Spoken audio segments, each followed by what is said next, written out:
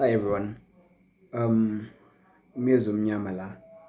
I have been thinking a lot about the economic conundrum that South Africa finds themselves in currently. It's the first time ever that we have had to wait this long for our budget to be passed.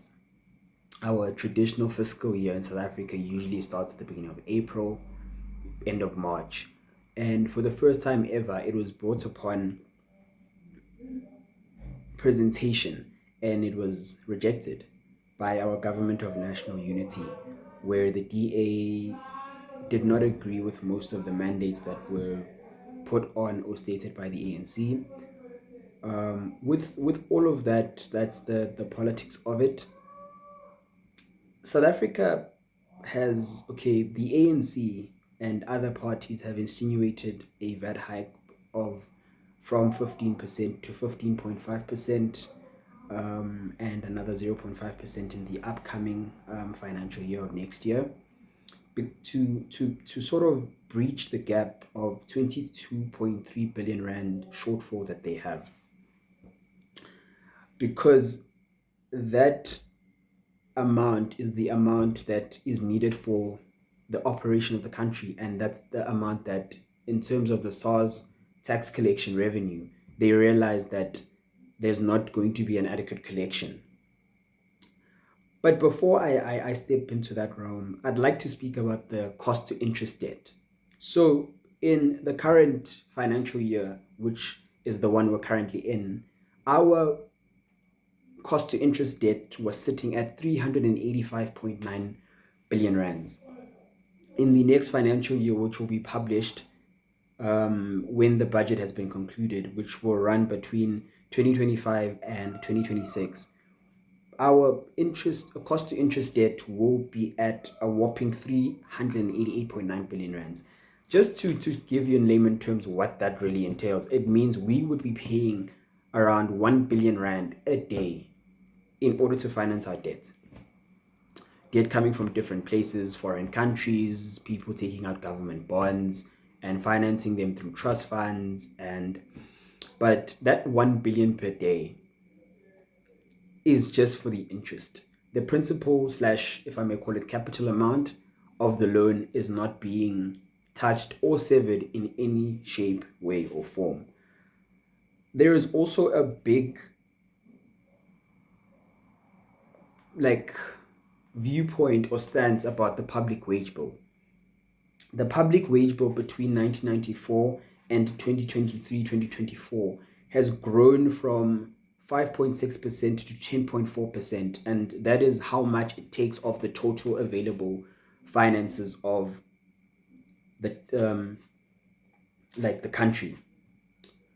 With that being said, the poor services being provided by the public sector, and not all public sectors, aspects like Sanro have to be given. The national highways and everything works to the point where everybody needs it, but the government wage bill has become extremely bloated, such that the financial department, as Eniko Kodongwane said, can't keep up with the amount of public sector workers and how much they earn.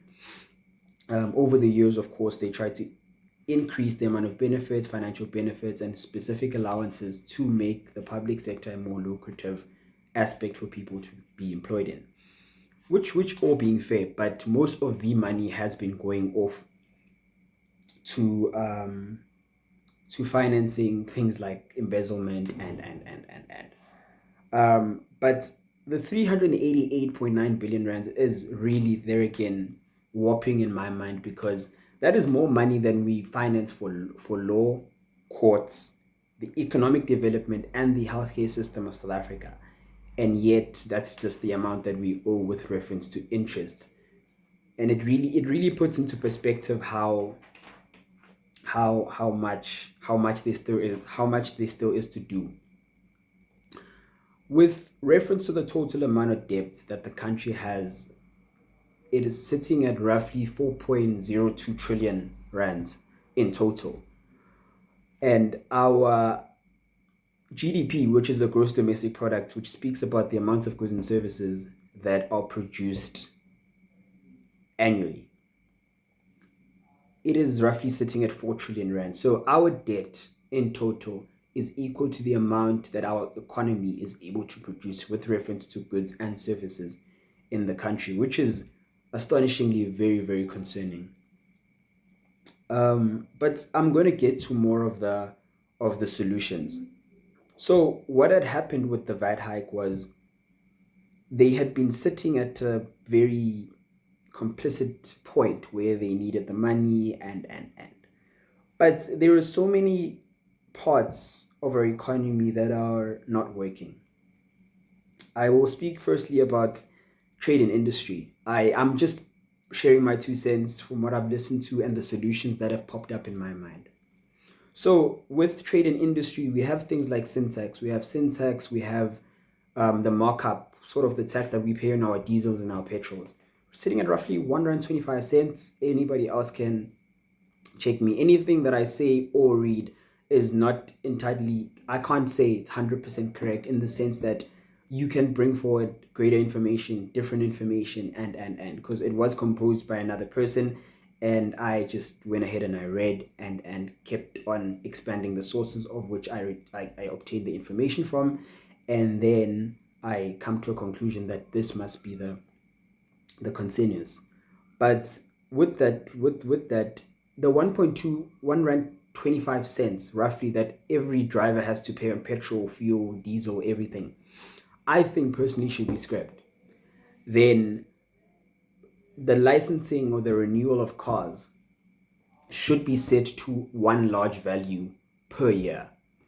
Of course, this sounds very counterintuitive because it sounds like I'm saying we don't have money, but we should cut the budget of the amount of money that SARS can collect by cutting the levy. But what I'm trying to say is diesel and petrol are the cornerstones in the operation of industry, in the sense that most businesses will operate and with the occurrence of cars and moving of logistics, and if we can get more businesses to participate in that economy, it should help the economy in another manner. And also getting the renewal of licensing of vehicles to be one large sum every year will make it cheaper for people to own more vehicles, hence facilitating a greater sense or operation in the logistics side of things. Then there's aspects like ref. I think absolutely ref should be scrapped.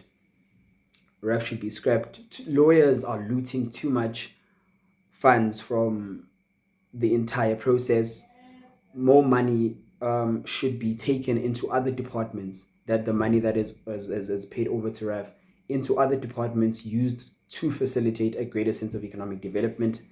Then there's an aspect of CETAs. CETAs and TVET colleges for me are very redundant, in the sense that they kind of want to do the same thing, and they should not be both intertwined to exist in one system. Then there's the aspect of trying to think about it now. My head can't recall it now. So I said the CETAs should be scrapped, or the Department of Small Businesses. The Department of Small Businesses serves zero.